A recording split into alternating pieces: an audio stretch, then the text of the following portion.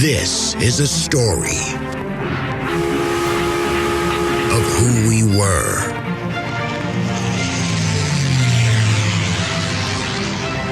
how we got here. Houston, the Eagle has landed. Roger, Tranquility, we copy. And where we are going.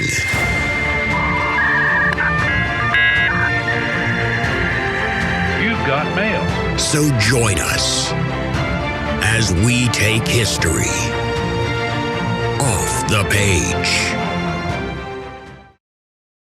A few of us are endeavouring to raise a fund to buy the poor some meat and drink and means of warmth. Why? Because it is at Christmas time that want is most keenly felt and abundance rejoices. What can I put you down for? Nothing. You wish to be anonymous? I wish to be left alone. Since you ask me what I wish, sir, that is my answer. I help to support the establishments I have mentioned. Those who are badly off must go there. Many can't go there. And some would rather die. If they would rather die, they'd better do it and decrease the surplus population. Besides, it's not my business. Isn't it, sir? No. It is enough for a man to understand his own business without interfering with other people's. Mine occupies me constantly. Good afternoon, gentlemen. Hey, everybody, and welcome back for another exciting episode of History Off the Page. Those were the words of Ebenezer Scrooge from the 1951 movie classic A Christmas Carol, one of the first of many film adaptations of Charles Dickens' 1843 novella by the same name. Now, my guess is that most of you are probably pretty familiar already with the basic story here. But just in case you aren't, the plot revolves around this miserly guy, Ebenezer Scrooge, whose greed and lack of compassion for his fellow man are transformed by the spirit of Christmas. It's a core Christmas movie, right? It brings out many of the spirits and many of the ideas that we often associate with Christmas. As you can tell from the clip, he starts out thinking only of himself, but over the course of the book and then the movie, he's visited by these three ghosts of Christmas past, Christmas present, and Christmas future. And because of what he sees in these visions, he decides to change his wicked ways. Now, in particular, one of the plot lines is that he has this clerk named Bob Cratchit, who's kind of like a lower middle class guy, hard worker, well-meaning. He has a decent-sized family and this sickly little kid named Tiny Tim. And Scrooge basically tries to work him to death, tries to take advantage of Bob Cratchit whenever he can. After seeing these three kind of Christmases, he changes his tune. He decides he kind of wants to befriend Cratchit. At the end of the novella, he gives him a raise and he buys the family a turkey for Christmas dinner, something that we'll see was actually quite a delicacy in the period. Now, it's not hard to imagine what this scene looks like given our 21st century fascination with Victorian cities and culture, especially around Christmas time. I live in Spartanburg, South Carolina, and every year around Christmas time, we have an event called Dickens of a Christmas. And everybody dresses up. People walk around singing Christmas carols. We kind of all pretend like we live in London in the 1840s. You know, we say, "Good day to you, sir. Do you have a halfpenny?" Things like that. And we kind of pretend like snow is falling in the background. And so, of course, this Dickensonian classic, it's, again, one of these core ideas of Christmas. It's these core representations in our minds, at least in the United States, of what Christmas is supposed to look like. Right? That and A Wonderful Life. But Dickens' classic is very much a product of its time. It's not just let's tell the nice story of Christmas, but it is also concerned with social changes that are reshaping British society as much as it is illuminating, again, this kind of pre-commercialized spirit of Christmas. And we can get a sense of some of these concerns in the brief scene that I just played for you, where the well-off Scrooge refuses to help the poor. Somebody comes to him and says, "Can you make a donation? We're collecting money for charity." And he kind of responds to that by saying about the poor, if they would rather die, they'd better do it and decrease the surplus population. Right? So thinking in these very cold, very economic, one might say very rational, if inhumane terms. Now, these are not just the abstract words of a fictional character kind of invented by Dickens for artistic purposes, but they reflect the tendency of some of Dickens' contemporaries to rationalize or ignore the explosion of poverty that was experienced as part of the transition to an industrial society. And as we'll see in today's episode, 19th century European cities were basically overrun by this massive influx of migrants coming largely from rural areas. And this massive influx of people creates severe problems. We're talking here about problems of overcrowding, problems of poverty. There's a public health crisis that follows. And it's important to note that in the end, we're not just talking here about a nuisance. We're not just talking here about, oh, okay, here's just another issue that happens to come up. But like the three inventions that we talked about in our last episode on industrialization, this crisis created by the overcrowding, by the slums, by the poverty, this will actually begin to transform consciousness. If you're wondering, where does socialism come from? Where does this idea come from that we should all be kind of organized and identify not with kind of cultural things, not with nations, not with localities where we're born, not with our religious groups that we belong to or don't belong to, but that we should really be thinking primarily in economic terms, that class should be the basis and the kind of number one identity that we carry. If you're wondering where that notion comes from, it starts in these slums in the 19th century. Okay, so let's start just with some raw numbers to help you get a sense of, when I say this massive influx of people, what am I actually talking about? Right? We live in a world where basically every 10 years, it seems, the global population increases by 1 billion people, and yet we aren't experiencing, for the most part, these tremendous questions of overcrowding and population, at least not to the same degree or extent as they experienced during the early phases of the Industrial Revolution. So what are we talking about here? Basically, between the years 1750 and 1850, the population of non-European Russia rises by almost 70%. That's about 83 million people, if we want to put it in specific numerical terms. Now, again, if I say, oh, the population increases by 83 million, most of you would kind of shrug your shoulders and go, that's not really much, right? We live on Spaceship Earth. Spaceship Earth, it seems, I don't know the mathematics of it, but 83 million people, that seems like a couple of weeks of population increase here on planet Earth. But to put that number into perspective, between 1600 and 1700, Europe only has an increase of just about 10 million people. The population of non-European Russia is only about 90 million people in 1600.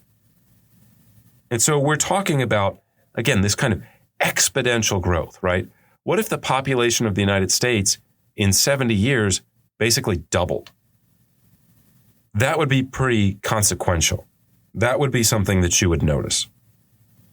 Now, another interesting factor about this kind of demographic change is that it tends to focus primarily on cities. We'll explain why in just a moment, but most of these people that are being born, this surplus population, if you will, they don't just happen universally. They're born in rural areas and then they come into the cities. And so populations of cities themselves will explode. Again, just to give you some numbers to kind of drive this home, in 1750, there's only 2 cities in all of Great Britain with a population of more than 50,000 people. Now, 50,000 is not a very large number by today's standards, but at the time, that's the big city. We're talking here, of course, about London, but also Edinburgh. In 1801, we're up to 8 cities of more than 50,000. And by 1851, we're talking about 29 cities. Again, just to kind of give you some numbers, the population of the city of London, it was already big in 1800. It was about 900,000.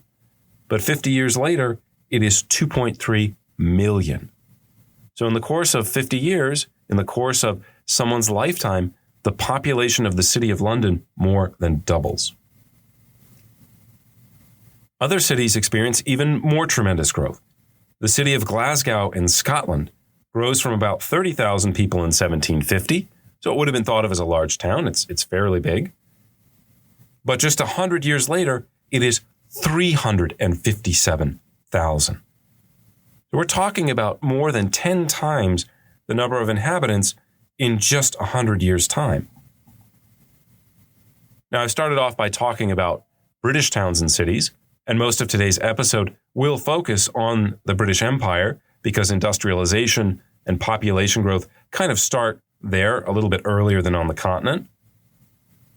But if we went through a thorough sort of description of Paris, if we went through Lyon, if we went through Berlin, places like that, you'd see a pretty similar pattern of growth. Paris grows from about 550,000 in 1801 during the Napoleonic Wars to over 1 million inhabitants by 1846. The once provincial capital of Berlin, which at the end of the 17th century, it only has 17,000 inhabitants. It's pretty small.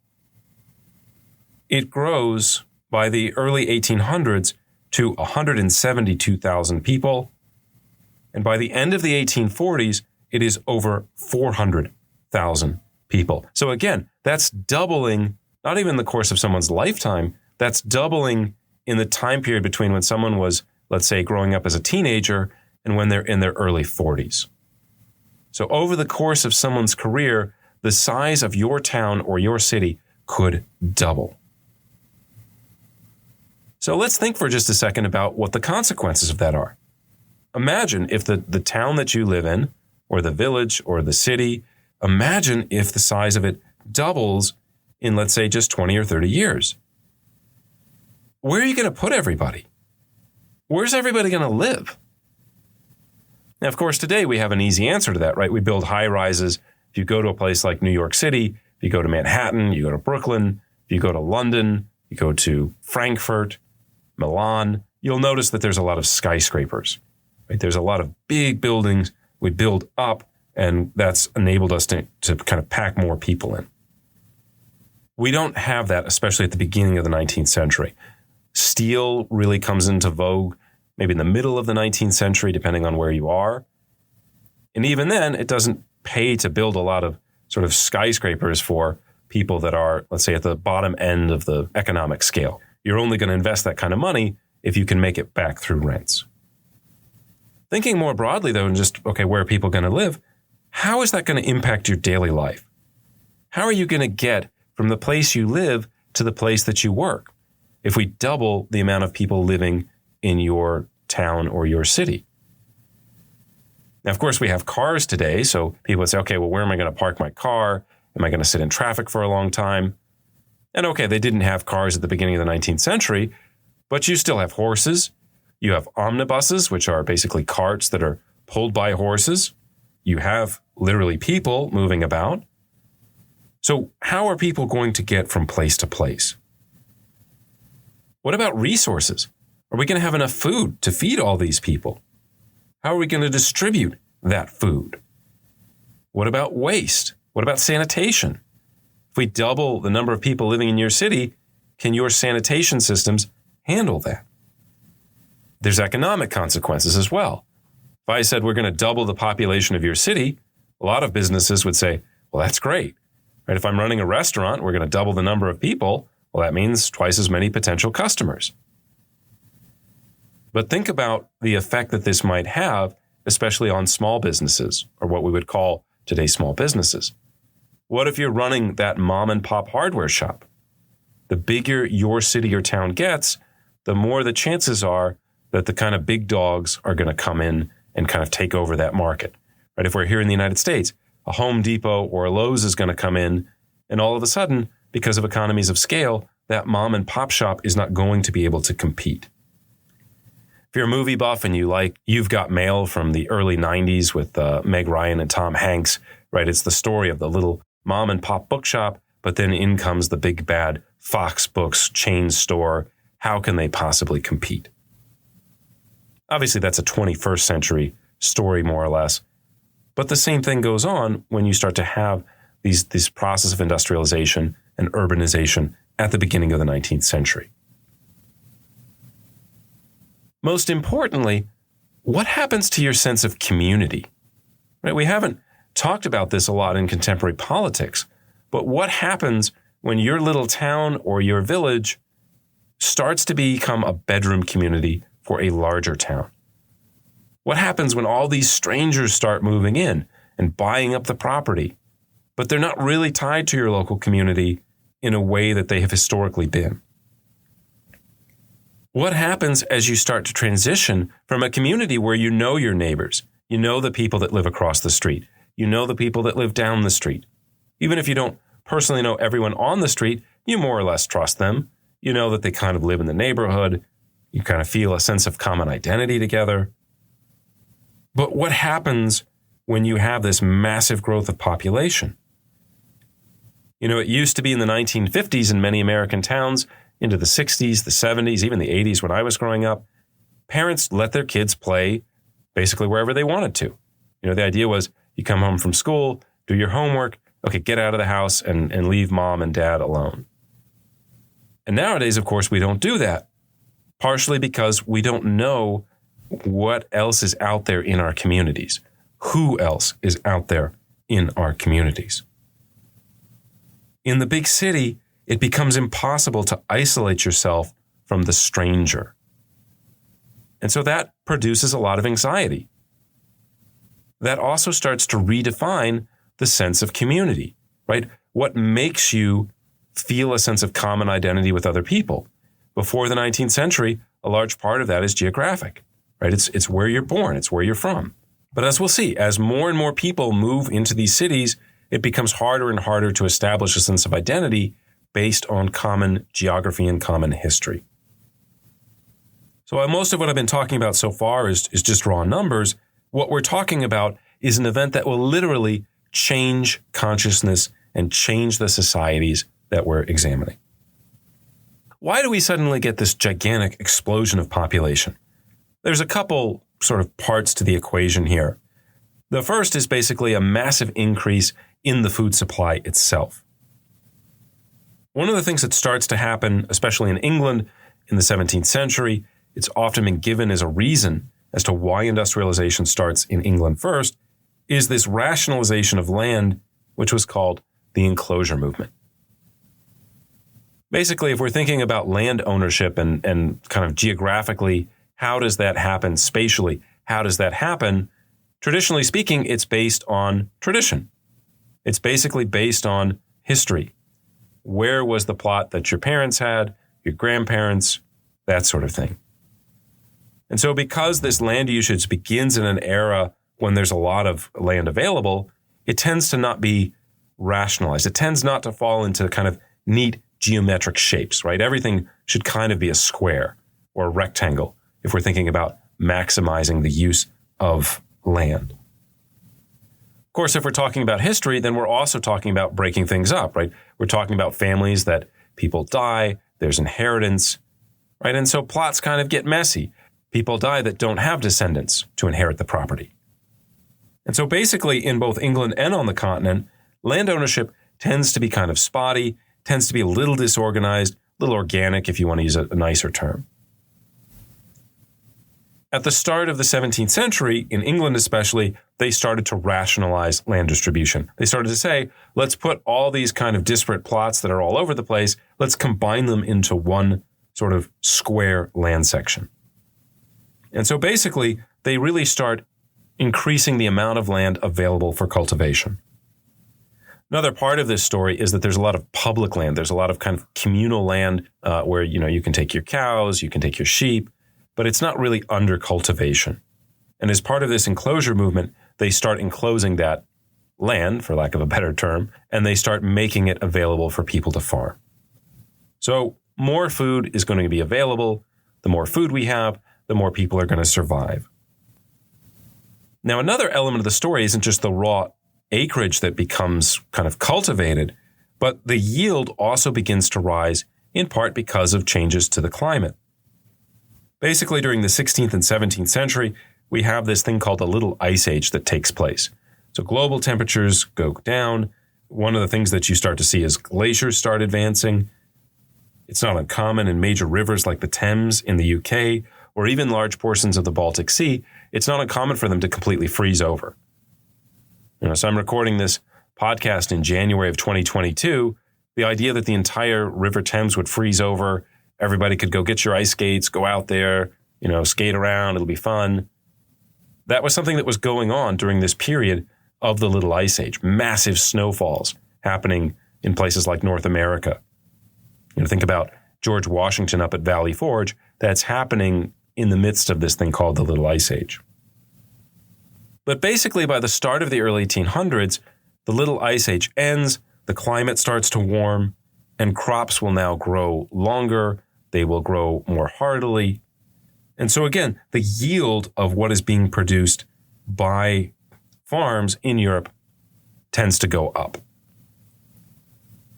Finally, two other factors that we've talked about already on this podcast.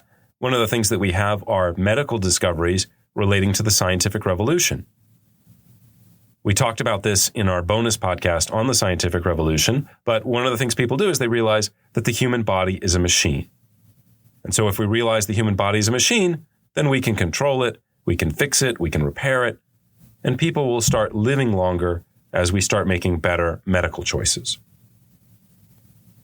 The other thing that's going on is we have less violence. We talked about the crisis of order from the 17th century, all this violence, religious violence, social violence, political violence, kind of vocational violence. The 17th century is not a fun period to live through. It's an incredibly violent period.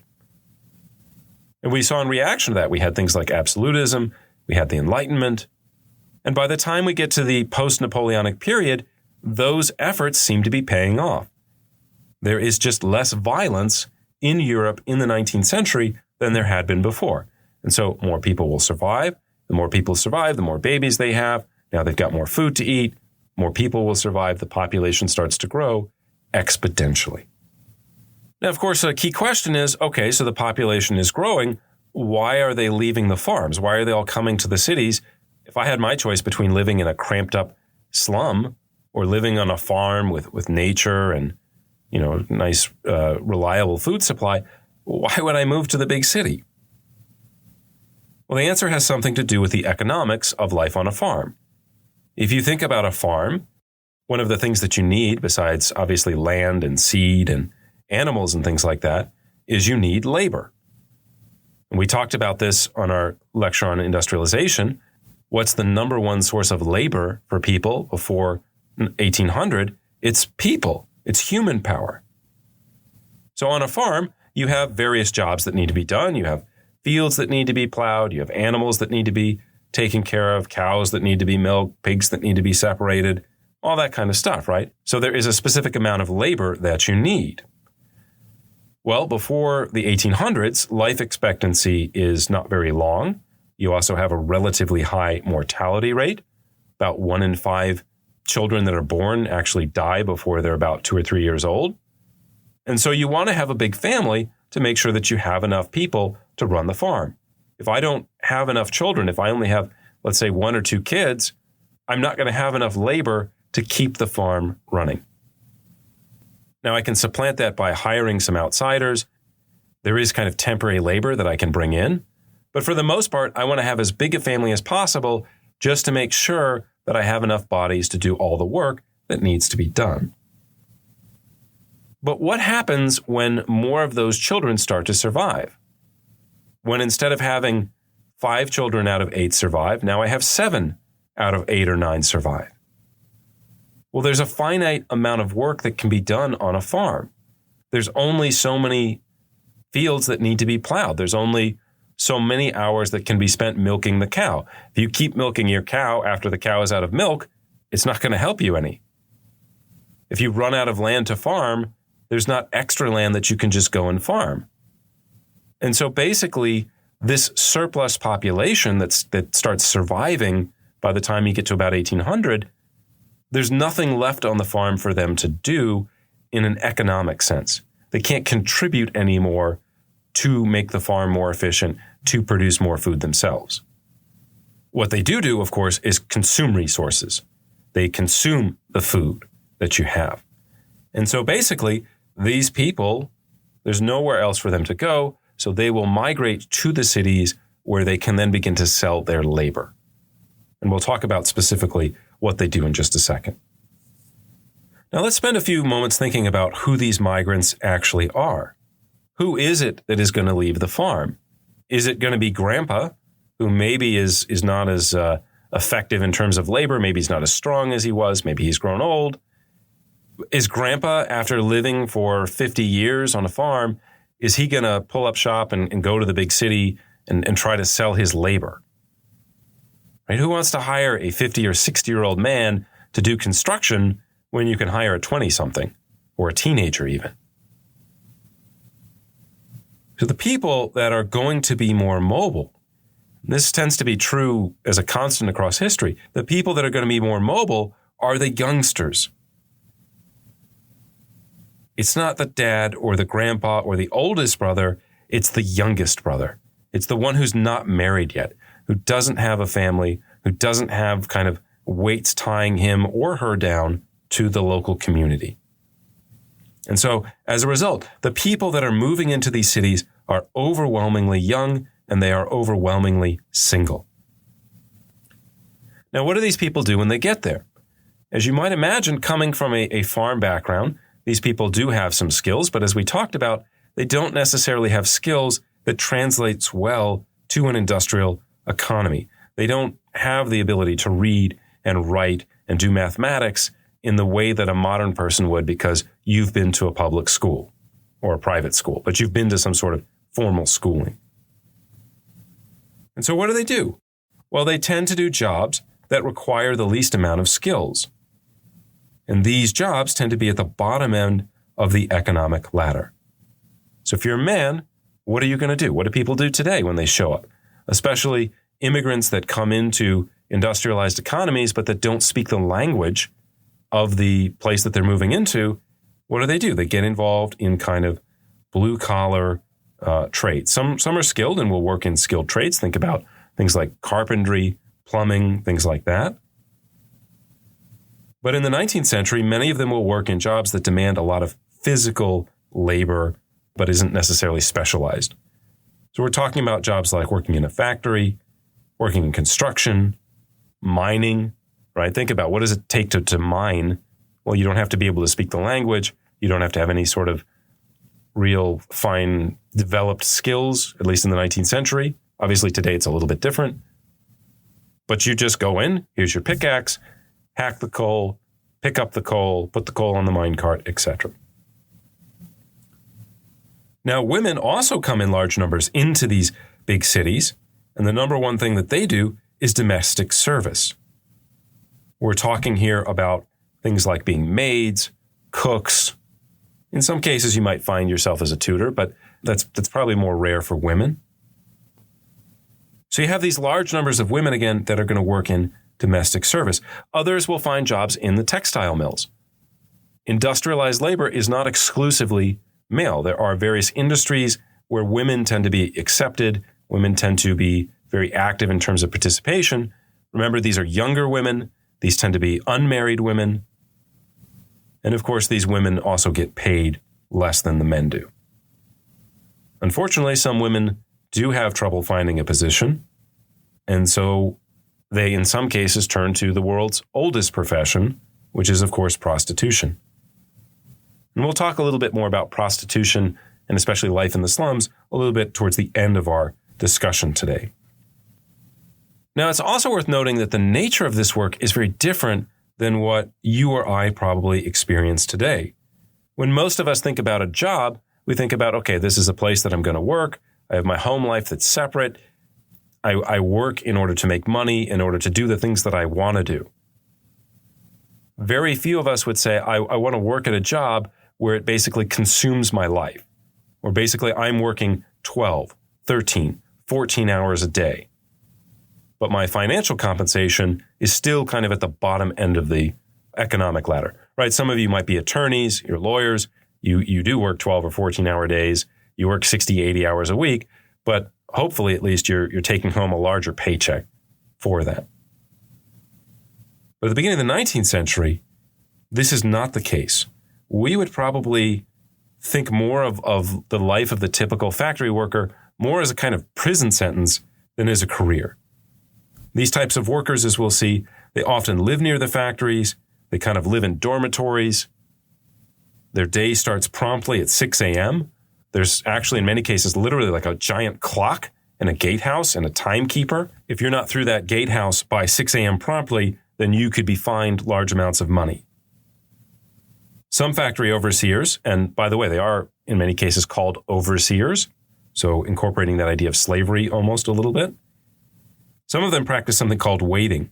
So if you show up late to work, they're going to tie heavy weights around you, and you have to just carry those weights around as you go through your workday. Can you imagine that? Those of you that are have graduated from high school or college, you're working right now. Imagine if I just strapped some 10-pound weights to your shoulders or to your feet, and you had to work all day wearing those 10, 15-pound weights. It's almost like a punishment. There's almost like a morality or a sort of parental control to it that would strike us today as wildly inappropriate. Now, workers do receive a number of scheduled breaks during the day, but again, this is all sort of rigidly determined in advance, right? So you might have 15 minutes for tea here, you might have 30 minutes for lunch, but if you're late, if you take too much time, there are very strong consequences. So again, the idea of working 12, 13, 14-hour shifts is not uncommon. A lot of these workers, as I said, they live in dormitories that are literally right next door to the factory, because if you're working 6 days a week, 14 hours a day, you're not going to want to have a 30-minute commute.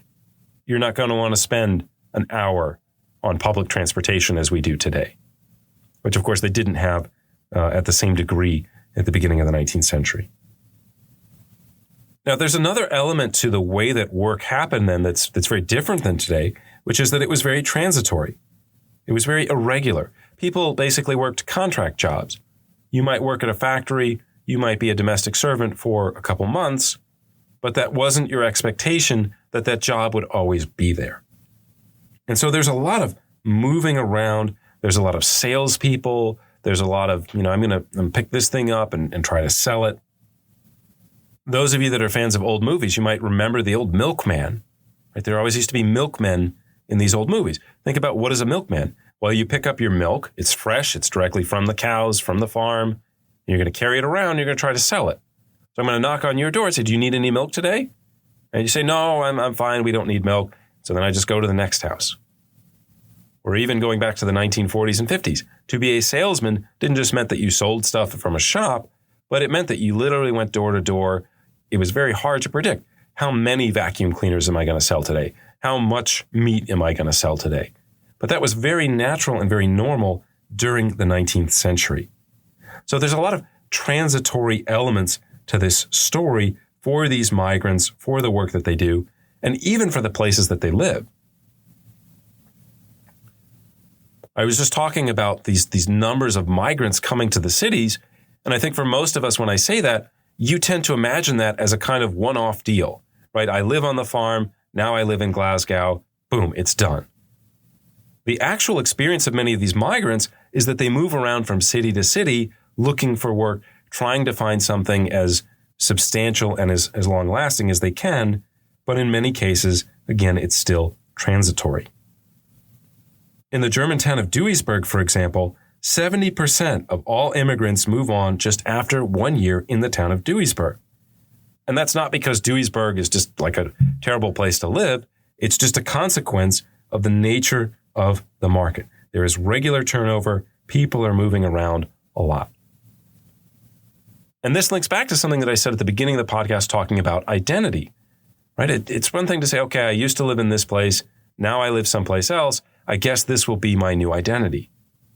But what if I keep moving around?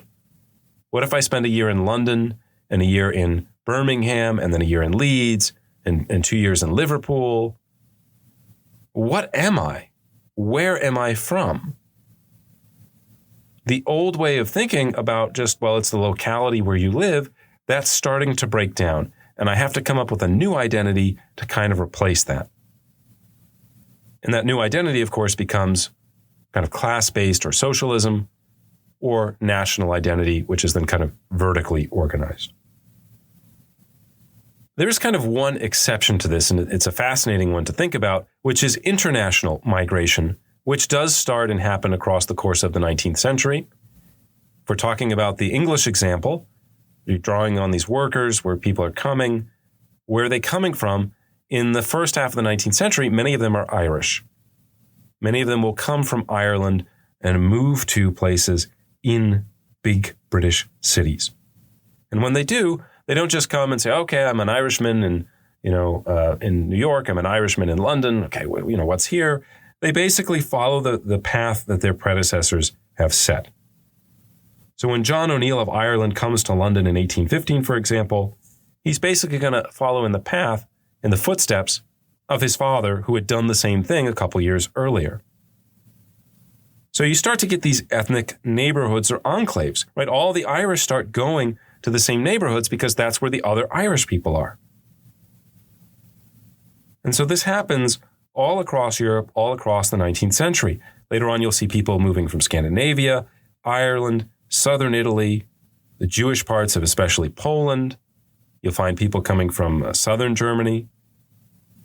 And so these large cities like a New York, like a London, you start to have a significant portion of the population that is from a different country. Okay, so far I've been talking about the migrants. Let's talk a little bit about where they live and what their experiences are like. One of the first things that we can kind of note is that when you have this large influx of people to cities, the big question is, where are you going to put them all? Something that we've witnessed here in the United States and in many of the kind of growing urban communities is, okay, where are we going to put them all? We'll put them in the suburbs. If the suburbs are full, we'll put them in exurbs. We'll just keep building housing development after housing development after housing development, and we'll expand the kind of geographic space of the city.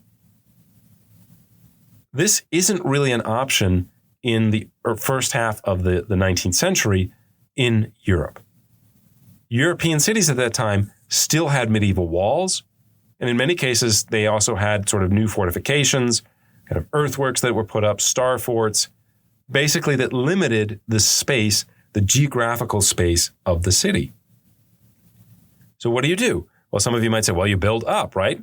We could build skyscrapers. We could build apartment buildings. But in the first half of the 19th century, steel is still relatively new. And even when it starts to be used more and more in the middle part of the 19th century, you're not going to take valuable steel and invest it in housing for the kind of poorest of the poor, because they're not going to be able to pay the rent to help you make your money back. And so as a result, spatially speaking, there aren't really good answers to this problem of urban crowding. And so instead, what we're going to see is all these people basically just get dumped into the same spatial areas, especially the same poor neighborhoods. Now, as people move up the social scale, they do become middle class, they do become tradesmen, they do become bookkeepers and things like that. And so there are many neighborhoods that are not going to be like the ones that I'm going to describe for you in just a second. But for working class people, especially the ones that are at the very bottom of the economic scale, their situation is going to become very bleak very quickly. Now, in England, the immediate solution to this is to build these kind of row houses that are very characteristic of London. If you drive around London today, you'll see these kind of, they almost look like condos. They're basically usually 1 or 2 stories. They'll have a couple rooms in them. They're all built kind of next to each other. And, today's London, that's actually not that bad, right? They're super expensive because everybody wants to live in London. But in terms of the inside, the space that you need, it's not horrible, right? You could do worse. In the 19th century, however, when they're building a lot of these little row houses, they are thinking again, not I'm thinking about the quality of life that my tenants will have. They're thinking about, let me invest as little as possible in this and let me get as much money back out of it. And so one of the things that they do is they tend to build these row houses back to back and side to side. So unless you're lucky enough to live on the corner, chances are that 3 of the walls in your house are going to be shared with other houses, other people, which means you cannot have a window or a door. We're not going to be able to get lots of natural light into these back-to-back row houses. We're not going to be able to just open the windows and air things out because there is no stream of air that can actually cross through your house, right? It can kind of come in, but then there's nowhere for it to go. In addition, they also kind of build these in a sort of U shape. So instead of just having a street and you open your door and there's clearly a street there, basically half of these row homes open up into little courtyards, not onto streets themselves. And so the courtyards are often smaller than the width of the street.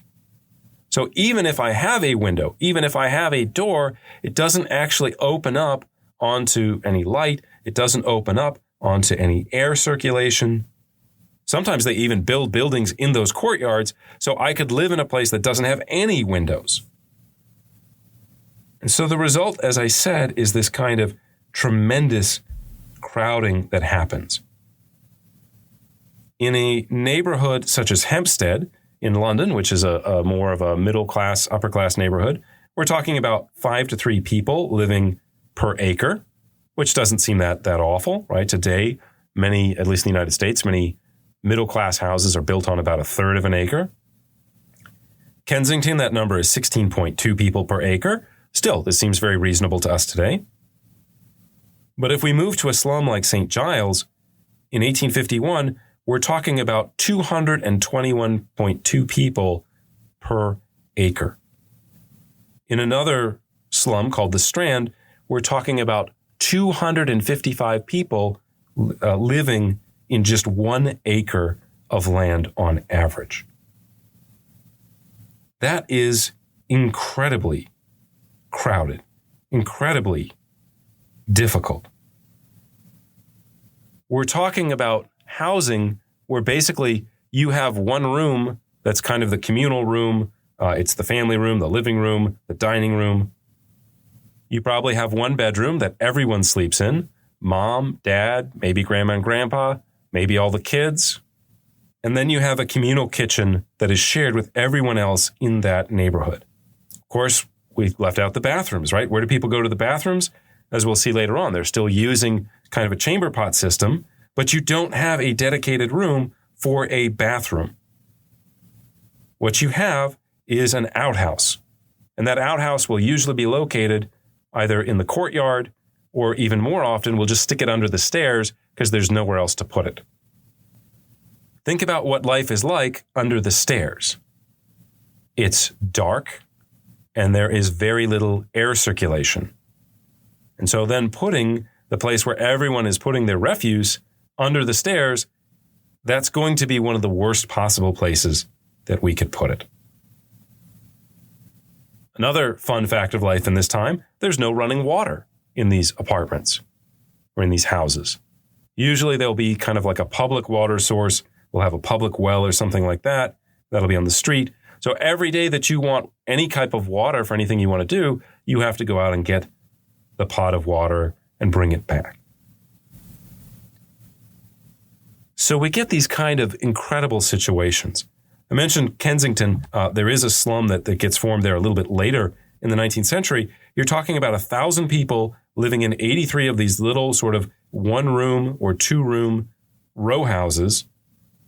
And there are only 49 bathrooms for those 1,000 people. You're talking about a situation, again, where all the members of a family are basically living together in one bed. Can you imagine that? If those of you that have larger families, especially brothers and sisters, can you imagine if you grew up not just sharing a room with one sibling, but with your parents and with all the siblings? Now, these are actually the people in the slums that are winning. This is actually the good situation. I haven't told you kind of what happens to the people that are kind of losing at the economic game in the slums themselves. Many people can't afford to live in one of these crowded row houses. And so one of the things that they have are lodging homes. Lodging homes are kind of like a dormitory. You might have 12, 14, 16 people sleeping in separate beds, but those beds would be in like a common room. Think about like a modern youth hostel, but one that's not maintained as well. Maybe you would pay a pence or two, a couple pennies essentially, in order to be able to stay in that lodging establishment. Now, for those who are indigent, there is, after 1834, a form of public kind of housing that they put together. These are called workhouses, and we'll go into more detail about them in our bonus podcast episode about urbanization and how they solve some of these problems that we're talking about. But the workhouse is essentially a prison. So basically, if you couldn't afford to support yourself, they would put you in this kind of prison-like state, this prison-like dormitory, and you would literally have to check in, give up all your personal possessions, and you would work. They would give you some compensation for that. They would give you some food for that. But basically, they split up families. It's almost so close to going to prison. Very few of us would ever accept something like that today. So most of these poor people, most of these migrants, they're coming into these slums, coming into these areas. Again, very, very difficult conditions, right? Massive crowding, massive shared kitchens, shared outhouses. There is no anonymity in that. There is no individuality in that. You're basically just trying to survive as long as you can. Incidentally, I've been talking about England and I've been talking about sort of row houses. On the continent, it is a similar situation, but slightly different, right? As we say in Thailand, same, but different.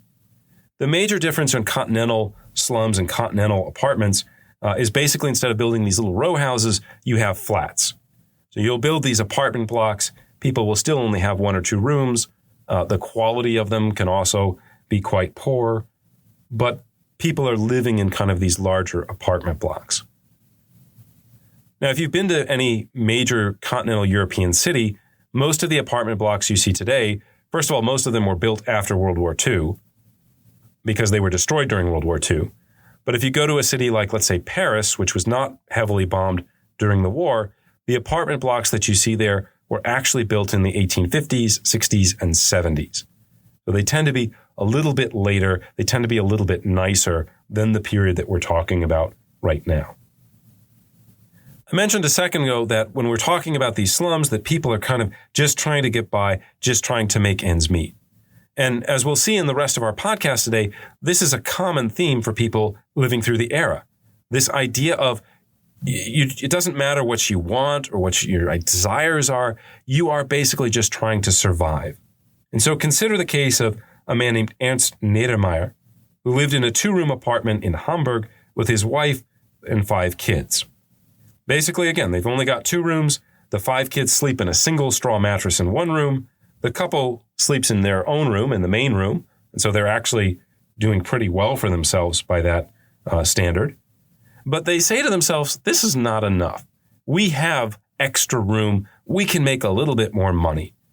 And so they actually rent out the parlor, and they have a lodger who pays them a little bit of money to be able to sleep there.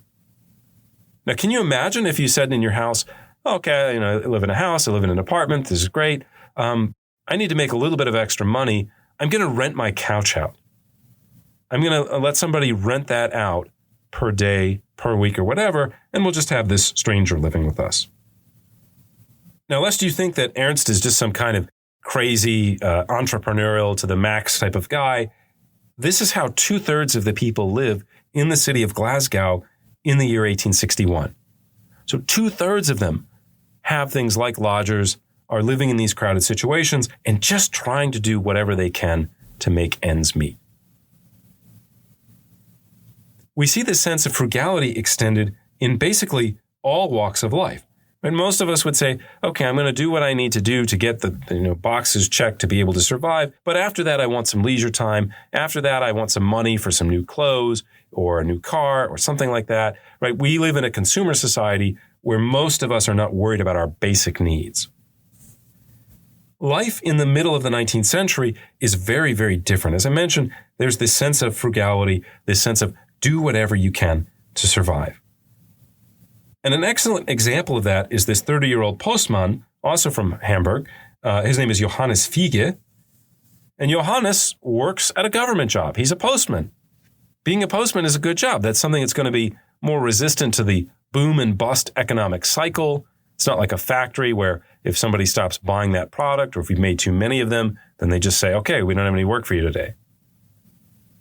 So Johannes would seem to have it pretty good. Nevertheless, he spends his spare time making toys for his children, and he repairs and upholsters furniture on the side. Johannes is very clever, and one of the things that he notices is working at the post office when he finds these kind of old postal uniforms. People don't want to use them anymore. He says, why would we throw that away?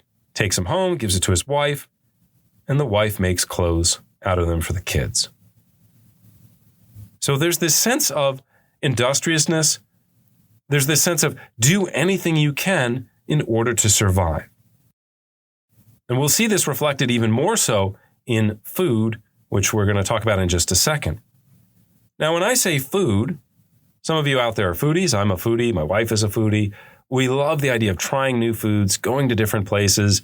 Right? The idea that, well, I'm just eating food in order to get basic calories, that seems kind of boring. Right? If I had to live my life just eating bread and Spam and kind of very boring type of foods, it would be very boring. I would be very unexcited, right? I would be very depressed. We live in a world where the food supply, for the most part, there are some exceptions, but for the most part, our food supply is constant, it's very strong, and it's very varied. For working class people living in the 19th century, however, for someone even like a Bob Cratchit, who is not quite working class, he's sort of lower middle class, and he's a clerk working for Ebenezer Scrooge. But his diet is not going to be full of things that he wants to eat. It is going to be dominated by the quest for calories. Basically, working class people in this period are doing anything that they can to survive. Right? We talked in our initial podcast episode a little bit about the Irish potato famine in the 1840s. Millions of people leave Ireland because they just can't get enough calories in order to survive. So what do people eat in the middle of the 19th century, especially working class people? Well, the number one food is going to be bread, because bread is full of calories, right? It's funny. Everybody today, especially those of you that are on diets, it's all like, oh, carbs are bad. Don't eat carbs. Carbs have lots of calories in them. But in the 19th century, that is an attraction. That is a virtue. We need calories. We just want to be able to survive, to literally have enough energy to burn during the day. Now, the type of bread that people tend to eat is the kind of heavy rye bread, very popular, especially in German supermarkets today, because those types of bread have a lot of calories to them. There's a lot of mass to them. The white bread that today many people kind of hate, the Wonder Bread, that's actually a delicacy that wealthier people eat because it's softer. Most working class people are going to sit down to a nice breakfast, lunch, and or dinner of bread, like heavy rye bread and some butter. Now, the number two food source, I've already kind of hinted at it, is the potato, which is also, again, a food that is easy to eat, high in calories, lots of kind of starch. So your diet as a working class person is heavily starch-based, and it's basically centered on the notion not of flavor or taste, but it's especially just about, can I get the calories that I need to survive? Meat, on the other hand, for people living in cities, not so much the case in rural areas, but people living in cities, meat is a relative rarity until the invention of refrigeration towards the end of the 19th century. Now, some working class people will get some pork every now and then. Sausages, as you know, very common in places like Germany, England as well. But for the most part, people are not eating lots of protein, lots of meat like we would think today, especially not red meat, right? When Scrooge shows up and is like, Tiny Tim and Bob Cratchit, here, I've got, this wonderful turkey dinner for you, that is actually a delicacy. That is a kind of unique Christmas treat for them. Now, another thing that people love to eat today, people would tell you is the most healthy thing to eat, are fruits and vegetables. But these are also pretty rare when you're talking about life in an urban area, in a city. Fruits and vegetables are seasonal. We don't have refrigeration to be able to ship them from the southern hemisphere during the cold winter months. So you might in May be able to get asparagus in many parts. If you've ever been to Germany, especially southern Germany, in May it's asparagus season, and every restaurant has like specials that you can get with asparagus. Well, that's because it's seasonal. That's because it's fresh. So there is some fruit and vegetables that are available, but it tends to only be at the season, and it usually tends to be more available if you're living on a farm or in a rural setting, a village, than it is if you're living in one of these working class slums.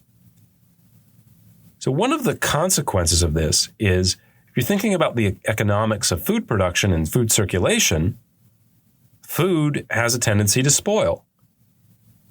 But you're living in an area where we can't really allow the food to spoil, because if we're throwing away tons and tons of food, well, now we're losing money. And especially for some of these people that are salespeople, you can't afford to throw away that food. If I'm a milkman and I have my 24 jars of milk that I'm trying to sell that day, and I only sell 12 of them, well, the milk isn't going to keep that long, especially if it's hot out. But I can't afford just to throw the milk away, right? I had to pay money to get that milk. It was an investment. So what am I going to do? The answer is that I am going to put things in the food, whether we're talking about liquids, whether we're talking about solids, but I am going to adulterate the food in order to make it still seem appetizing or consumable, for lack of a better term. Now, I want you to think about this for a second. Let's say we get in a time machine, we go back to the 19th century, it's London, it's 1840s, we're going to go have a meet-up with Charles Dickens. What are we going to order when we walk into the bar? What types of things might we want to drink? Some of you might say, well, it's London, it's Charles Dickens, we walked into a pub, let's get some beer. Beer is good to drink, right? We don't want to drink water. Water is, of course, one of the problems with water at this time period, as we'll see, is it can be very contaminated. It can contain things like cholera or other forms of disease, dysentery. It's very dangerous to drink water. That's why human beings kind of invented alcohol. Right? We invented beer and wine because it sterilizes the liquid to some extent. So what are we going to do? Okay, we're going to order some beer. What happens to beer when you leave it out for too long? Those of you that are in college right now, you're listening to this. Many of you have been at a party or you've had beer in your rooms or something like that. You leave it out. The next morning you wake up and the beer is skunky. The beer is cloudy. The carbonation has gone away, right? It doesn't taste good. So what if we're selling beer, but the beer has gone skunky? What can we do? Well, some people used to put bisulfate of lime in it. They would put borax or even sulfuric acid into the beer. Sulfuric acid, by another name, is acid rain. So that stuff that, especially in the 80s, was like deforesting Central Europe, they put that in the beer in order to make it seem less skunky. So probably we don't want to order a beer. How about tea, right? This is England we're talking about. Tea time, that seems very English. Think about how you use a tea leaf. Or, nowadays we have the sort of disposable packages where the tea leaves are ground up. So you put that in the water and then you throw it away when you're done with it, right? Okay, one and done. Good 19th century working class person looks at that and goes, wait a minute, that's ridiculous. Why would you throw it away after just one usage? We can keep using it over and over again, and that way we can maximize the kind of economic return from it. Well, what happens to the tea leaves is they get used. They become obviously a little bit spoiled. It's obvious that they've been used. And so one of the things that they begin to do is they dry them out and then they add a little copper sulfate or chromate of lead to the tea leaves to resell them. Now, I'm not a medical doctor, but my guess is that drinking chromate of lead is not a good idea long term. Last one of these drink examples I'll give you. Okay, we're not going to do beer. We're not going to do water. We're not going to do tea. How about a nice glass of milk? Right, I was just talking about what it was like to have the milkman. Clearly, that's a good way to go, right? The milkman comes, it's relatively fresh. And we can tell if milk has gone bad because it curdles. So how does the good entrepreneurial milkman prevent his milk from curdling so that he can keep selling it? Well, we could use a little bit more of that borax, which is an industrial kind of strength cleaner. Or maybe we'll even put some formaldehyde in it to keep it from curdling. Now think about that. People are drinking formaldehyde, chromate of lead, sulfuric acid, all of these kind of just completely nasty things to us today. But at that time period, again, you don't have the ability to say, oh, well, I'm concerned about health. Oh, my ethics say that I'm not going to resell these tea leaves or something like that. Life is at the edge of a knife. Just to give you one example of a food that this happens to, right? One of the things that happens is you're a baker, you're baking bread. Bread is usually, especially the dough, is a yellowish color. And that yellow color comes from having the egg yolks in it, right? What if we're out of egg yolks? What's something that we can put into flour to turn it yellow, and something that's free, something that doesn't cost anything, something that every human being has in an abundant supply that they discharge and get rid of every single day? If you said urine, you're correct. People put pee into the flour when they run out of eggs to make it more yellow colored. This is the mindset of the 19th century urban, especially working class slum citizen, right? Do anything you can to survive. Now, so far we've been talking about people, but there are other elements to the 19th century city that would really surprise you. And again, I use this idea of a time machine. Those of you that have seen the movie Back to the Future, let's say you got in your DeLorean, we hop back to even the 1880s. What do we notice first when we get out of the DeLorean? Well, one of the first things that we're going to notice is animal life. Now, today, we don't spend a lot of time thinking about animals. Think about your last encounter with an animal wherever you live. Maybe somebody was walking a dog, they had a pet. You went over to their house, they had a cat. Okay, bow wow, pet them, whatever. Maybe you were walking outside, you saw a bird or a squirrel. And what was that experience like, seeing a bird or a squirrel, right? You were walking down the street and you looked over and there was a pigeon and you looked at it and it looked at you and then you kept walking. And there's no story there because you didn't really interact with it. I mean, the worst thing that happens with pigeons, of course, is that they poop while they're flying around and it lands on you. And for a second, it's like, oh, this is gross. But you don't really interact with animals, especially in an urban environment anymore. Go back to the middle of the 19th century. And one of the things that we mentioned is, how are people getting around places? Well, besides walking, they are being driven by horses.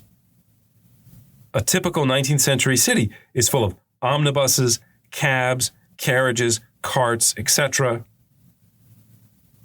And so in a town like Hamburg, as late as 1892, you're talking about 12,000 horses on the streets of a city. Now, what do horses do besides carry people around? They eat and they poop. But we're not in a period where people are thinking about, oh, okay, I've got all this horse poop that I'm dealing with. I need to clean it up. I need to make sure it's got the bag after it, right? This is the 19th century. People aren't worried about that. The horses are pooping wherever on the street, and then you're walking through it. Or even worse, it dries out because, let's say it hasn't rained for a couple days, dries out, it becomes dust. And so as all these animals are moving around now, all the dust that they're kicking up has horse poop in it. And now I'm breathing in the horse poop. 19th century city also has things like pigs and cattle that are actually in the city itself. There are chickens. And of course, some people keep chickens today, right? Even in urban environments. But what happens when you have a chicken? It doesn't just lay eggs and walk around and aerate the soil and eat the bugs. But the male chickens like to cluck, like to crow.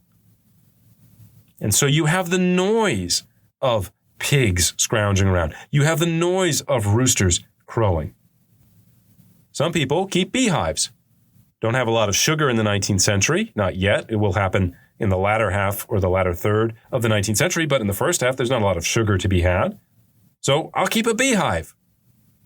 What could go wrong with keeping a beehive in a crowded urban environment? I mentioned there's not a lot of meat. One of the solutions to that is to breed rabbits. Rabbits breed quickly. You can get some good meat off of them. But of course, rabbits escape.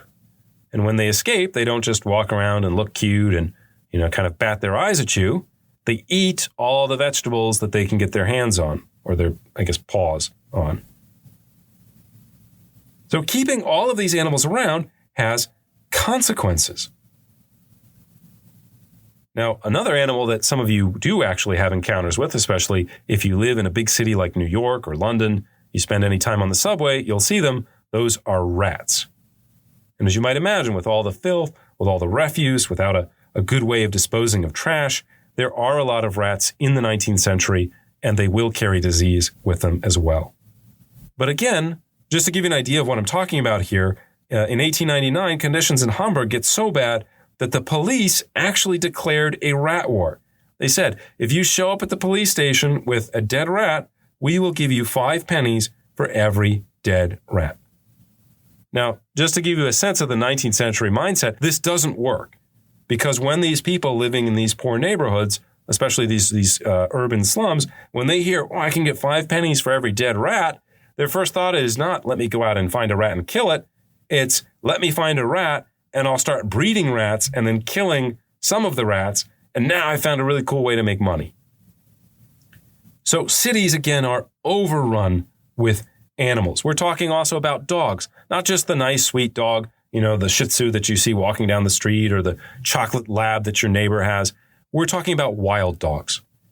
Dogs that are out, basically stealing, eating, pooping, barking, attacking.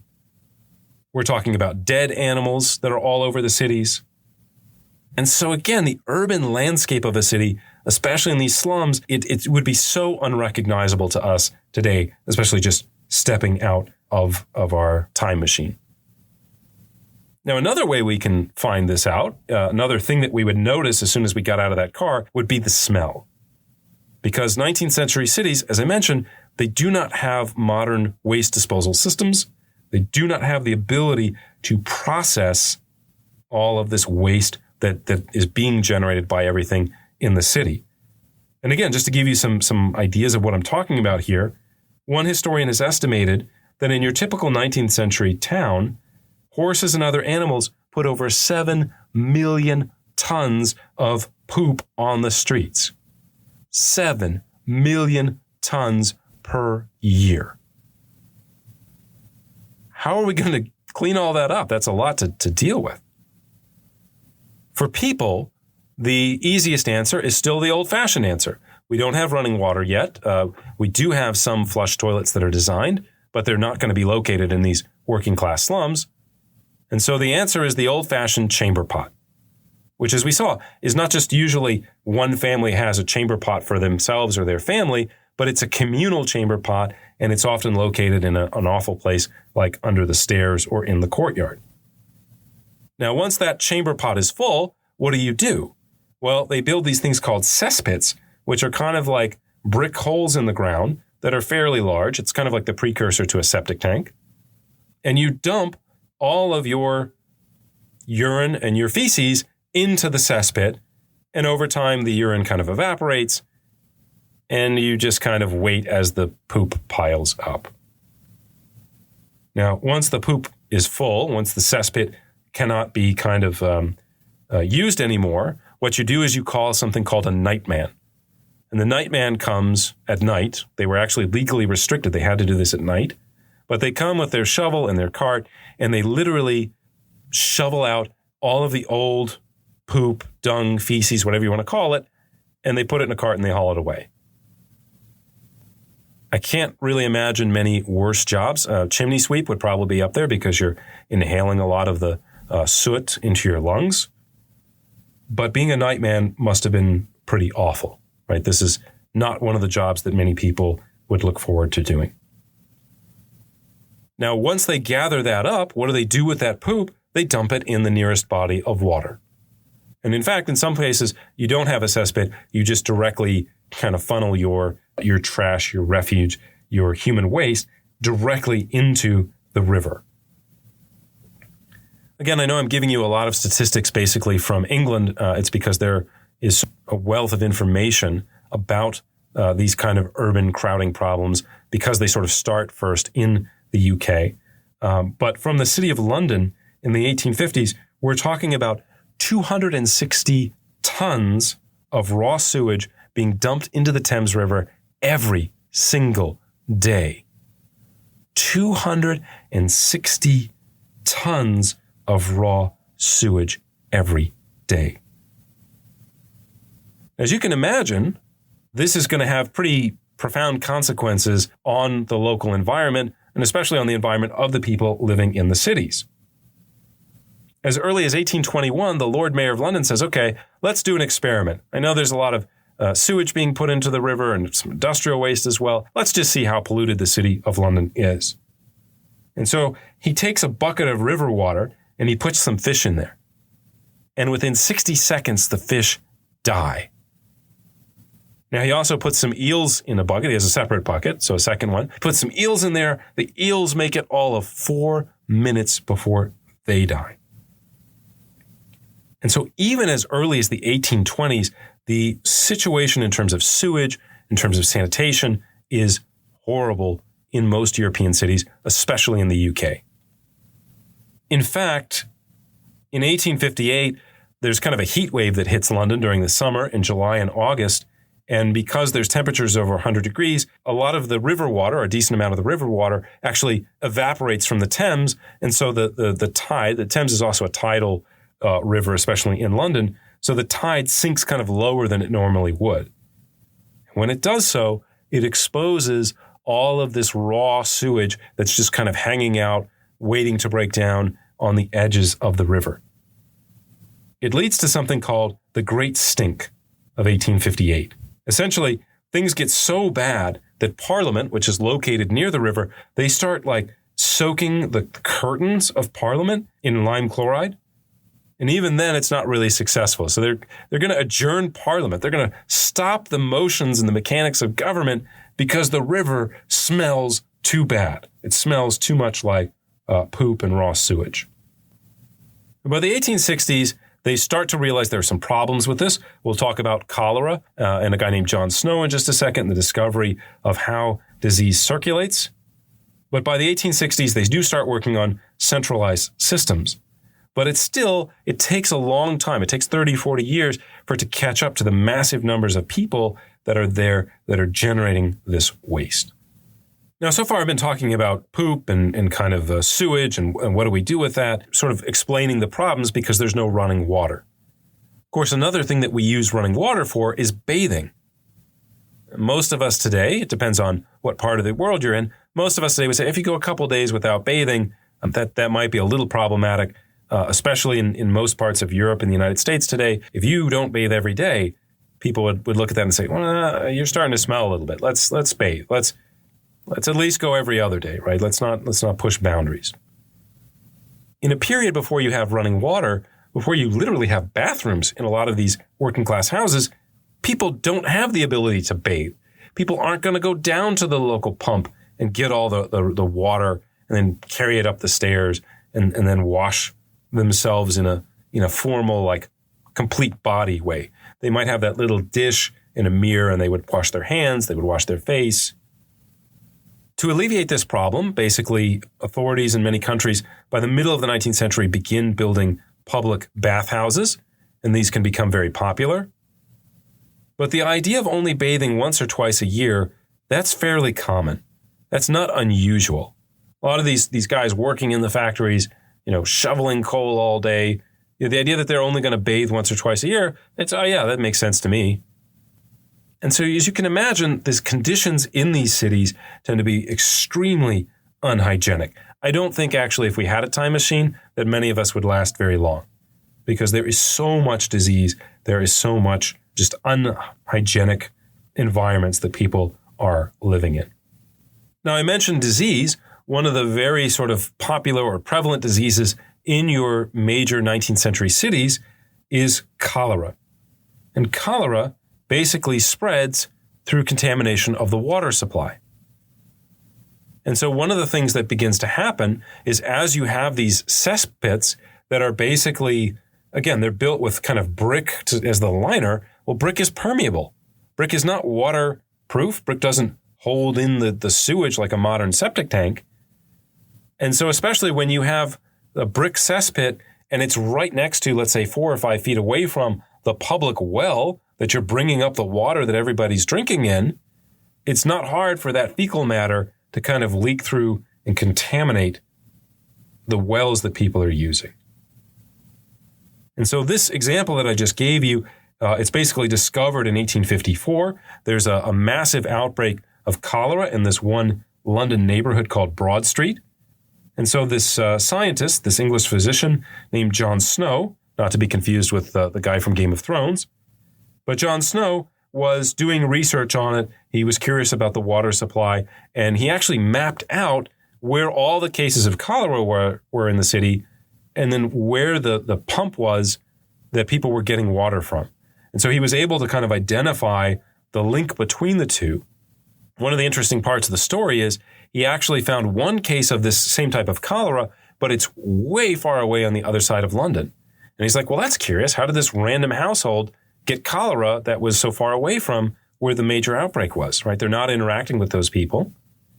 And so one of the things that they found was that they had originally been from that neighborhood. They really liked the water from the pump on Broad Street. And so their servant was going far away to get the water from that pump that was contaminated.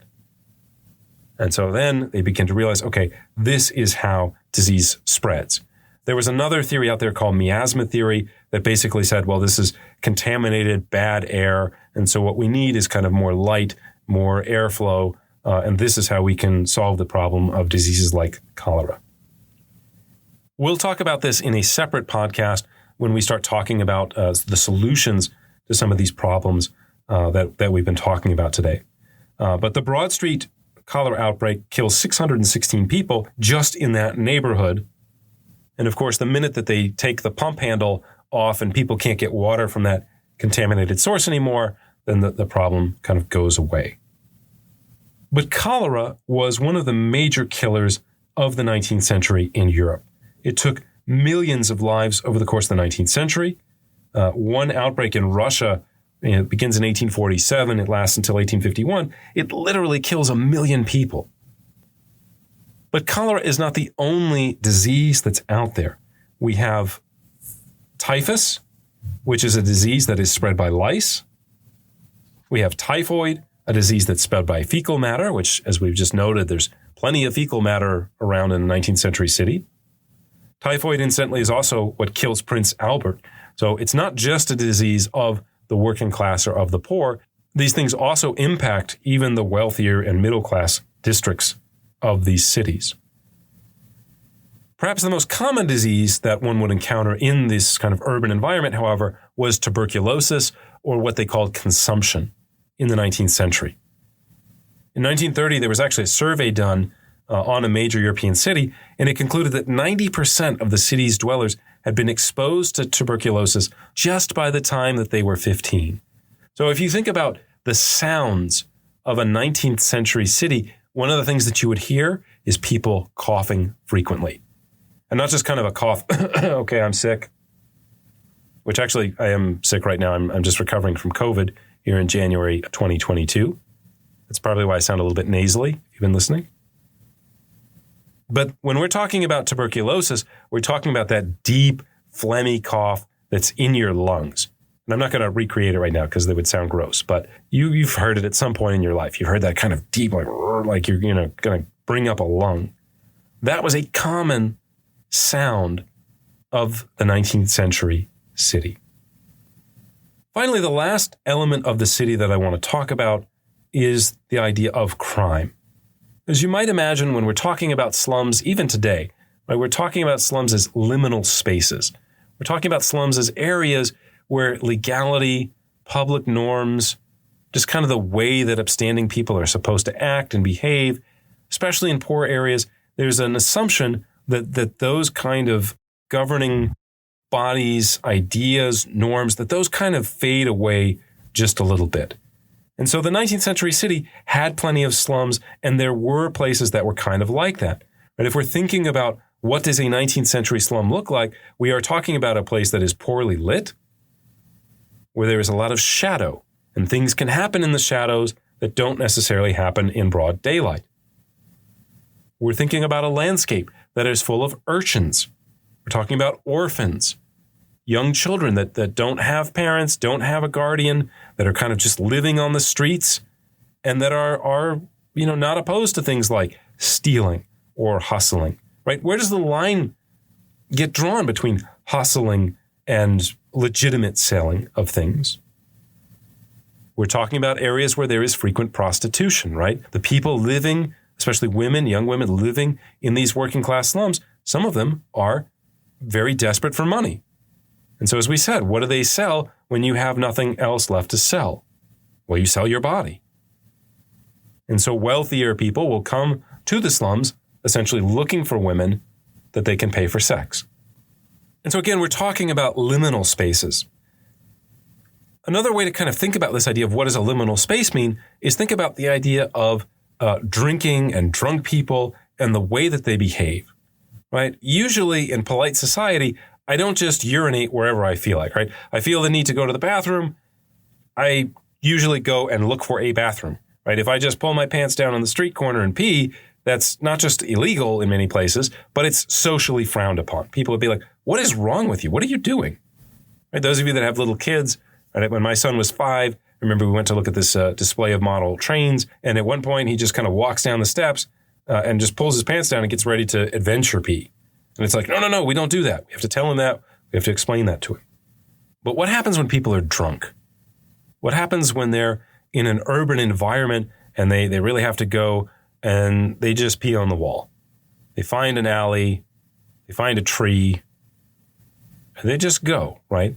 Those normal laws and rules and norms that govern civilized society, to use a kind of loaded term there, they get kind of set to the side, right? We're not always going to pee outside, but I don't really care. I'm drunk. I don't really care. I have to go. Everything's, a mess anyways. I'll just go right here, whatever. Who cares, right? I'm just trying to survive. I don't really care about the niceties of it. And so in many of these slums, again, there is a perception, a stereotype, a kind of a pejorative approach to them that look at them as being breeding grounds for crime. But there are also some reasons for that as well. It's not completely unfounded. It's not just prejudicial. So there's no better example of 19th century crime, especially in these kind of slums, in these working class neighborhoods, than the case of Jack the Ripper. Now, Jack was not the first serial killer ever, but the murders take place at a very specific moment in British history when Britons are thinking about a variety of issues related to the onset of modernity. And I know we haven't talked about modernity yet. We'll get to modernity later in our series. But basically, we're talking about, okay, so what's it like to live in an industrial, imperial society at a moment that Germany, France, other countries are now competing with Britain, and in some ways, it seems like they're almost overtaking the British. What does it feel like to live in a globalized economy? Are we worried about things like national decline? What about traditional Victorian moral codes? Right, I mentioned these slums can often be liminal spaces where people are doing things like, let's say, living together outside of wedlock. What are the consequences of that going to be? Right? There's a lot of anxiety about that, and it increases as we get closer and closer to the end of the 19th century. What about the political aspect of these working class slums? We're going to talk more about the development of socialism as an ideology and as a political philosophy during our next podcast. But for people that are living in the 1880s, 1890s, looking around, they see this working class as a likely target or source of revolution. What ends up happening in Russia with the Bolshevik Revolution, that's what people are afraid of in Britain, in France, in Germany, in other places, especially Italy. That's what they're thinking in the 1880s and 1890s, right? There's a whole bunch of anxiety and a whole bunch of fear, and a lot of it gets focused on these working class slums. So this murder, or the series of murders that takes place, happens in a district called Whitechapel in London. And Whitechapel is located in what is now known as the sort of East End. For those of you that are unfamiliar with London's geography, it's located close to the docks. And in a period in the 1880s, the docks are going to be a great source of labor or a great source of employment for people that have unskilled labor, for people who are migrants, people who are immigrants. Literally, I just go down to the dock, and at some point, somebody that works there will come by and say, I need, 10 young men to carry this stuff for today. I will pay you 6 shillings or 6 pence or whatever the exact amount was. And so they said, okay, I've got a job for a day. Great. So it tends to attract a lot of manual labor, but we're also talking about the poorest of the poor. We're talking about the transients. We're talking about immigrants. By the 1880s, we're also talking about a lot of people from Ireland who are discriminated against in English society. And we're also talking about a lot of Jews from Eastern Europe who are fleeing pogroms and other acts of violence happening in especially Russia, but also some other countries as well. So you have this massive numbers of people moving into the Whitechapel district. By the time of the Ripper murders, we're talking about 250,000 people living in an area that is about 357 acres. You can do the math on the ratio there, but that is an enormous amount of people living in small spaces. And so it's in this environment that these murders by Jack the Ripper take place.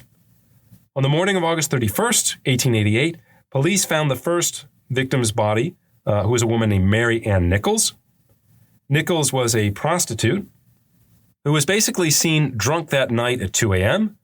Nichols had been kicked out of her dormitory. So remember, we talked about these lodging houses, these places people go and they kind of pay per night for a bed. It's like the most basic form of a place that someone can live in, a form of lodging.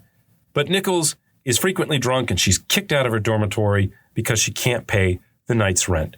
And of course, one of the major issues that comes up is, well, wait a minute, you had enough money to get yourself drunk. How did you not have enough money then for a bed? And so before the Ripper murders, especially as people in not just Victorian England, but also in places like Germany, places like France, places like the Austro-Hungarian Empire, as people in quote unquote polite society look at these slums, there is a lot of judgment taking place. There's a lot of kind of moral judgment looking at these people saying, look, you're here not because of the conditions, not because of exploitation. You're here because of moral failings. And if you just stop drinking, you can pull yourself out of poverty and everything will be fine. At any rate, Nichols gets kicked out and basically she's found the next morning. Her neck has been slashed. Her throat has been opened. But part of what makes these murders so interesting and so sensational is the sexual nature of it as well. Nichols also had been stabbed in her vagina and had her abdomen ripped open by a knife. Now, a little over a week later, the second victim, Annie Chapman, is found, and this time with more intensive removal of her inner organs. To some extent, it's a very similar story, right? Chapman is also transient. She was suffering from tuberculosis. She was seen in the early morning hours with a man, and then, of course, turns up dead. Like Nichols, Chapman's throat had also been cut. Her abdomen had been forcibly opened with a knife. Sorry to get kind of graphic here. Her intestines had been removed from her body and were placed on her left shoulder. And additionally, the killer had removed her uterus. So over the course of the following 8 weeks, 3 similar murders took place, each characterized by this kind of combination of a slashed throat, bodily mutilation, and the removal of inner organs. Now, due to the ghastly nature of these killings, it's not surprising that this attracted a great deal of press attention, just as it would today. Initially, the press kind of called the killer Leather Apron because there really wasn't much that they knew about it. There was a lot of speculation that this must be a tanner or a butcher, somebody who obviously was involved in cutting things. Later on, there was some speculation about it possibly being a doctor because they obviously had a sort of skill with a knife, or a surgeon. But they went initially with this name Leather Apron until later on they actually received a letter from someone purporting to be Jack the Ripper. Now, they got lots and lots of these letters. Most of them, of course, were forgeries. But this letter that comes out in late September 1888, it actually kind of predicts that the next victim this person is going to kill, they're going to cut off a piece of that victim's ear. And so this letter is signed Jack the Ripper, and eventually the authorities actually published it because they thought it was genuine. And they said, look, maybe somebody will recognize this person's handwriting. And so that's where the name Jack the Ripper comes from. It may have actually come from the killer himself, or it may have come from someone who was kind of doing this elaborate hoax. I don't know. There's lots of books that are still written about it, lots of, TV specials, internet specials. Over 100 years later, we're still fascinated by the story of Jack the Ripper. Now, despite this significant investigation by the Metropolitan Police, they conduct thousands of interviews, they collect all this forensic evidence, they write all these reports about who they think the murderer could be. They never actually end up catching the person. The murders kind of just seem to stop, and there's some speculation about why that was. Was Jack murdered himself? Did he just die? Was he imprisoned for something else? Or was he sort of like a psychiatric patient? And so they caught him and they put him in one of these older institutions, which was very much like a prison. Maybe he emigrated to the United States or to another country and started carrying out other types of crimes there. And we've just never been able to kind of connect those dots. But the result of all of this is that British society becomes fascinated by the story of the Ripper killings, becomes fascinated and looks at Whitechapel as being the source of the problem. People look at Whitechapel not as just a working class slum, but as a sort of a den of evil, as this kind of noxious sort of space that's just brewing and spewing forth evil and immorality and violence and also sexuality beyond and outside of marriage. And so it launches or provokes a number of reforms designed to kind of begin to finally combat this problem of the slums that we've been talking about. The reaction to the Ripper murders is not the first example of this in European history. As we'll see in the bonus episode that I'm going to do on how Europeans tried to address these situations, the first answers go back to the church, go back to the beginnings of creating a modern police force. A second major solution, and probably the most important, is urban architecture. Essentially, what will happen in places like Paris, places like Barcelona in Spain, is they will use the Enlightenment philosophy to kind of study the problem, to develop architectural solutions, and to use the idea of urban planning to redesign European cities to make them more livable, more accessible. For now, it's enough to say that the latter third of the 19th century, Europeans had become increasingly aware of the problematic nature of urbanization. Okay, so now that I've gone over the Ripper murders, food adulteration, all of these, the amount of feces on the street, I've totally sold you on life in the 19th century European city. I do want to point out that not everything is so doom and gloom as I've kind of played it up to be. There are medical advances in this period that begin to solve some of these problems. And like I said, we're going to talk about those on the bonus episode on Patreon. But the period that we're talking about also witnesses some advancements in terms of leisure and amusement. The mid to late 19th century is also a time when we have the development of these magnificent seaside resorts, especially in places like England, France, the Mediterranean. And they're accessible because of the railroad for middle-class people. And so the idea of taking the waters, of going away to the seaside for a nice weekend, relaxing vacation, it's not going to be available for the people of Whitechapel, but it will be available especially for middle-class people living all around in other parts of major European cities. This is the era of great public parks and museums. Think of the transformations that Baron Haussmann carries out in Paris beginning in the 1850s. He creates these massive parks such as the Bois de Boulogne, the Bois de Vincennes, and many more. Hyde Park is a little bit earlier than that, Hyde Park from London, but Hyde Park is enormously popular during this period. Central Park in New York City, again, very much sort of mid-19th century urban space.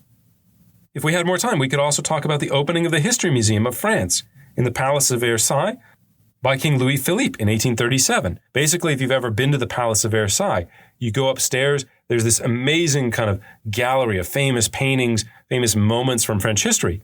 Louis Philippe starts that in 1837 as a way to give middle-class people some buy-in, some amusement, and some kind of consciousness of the French nation, which is first beginning to percolate again in the 1820s and 1830s.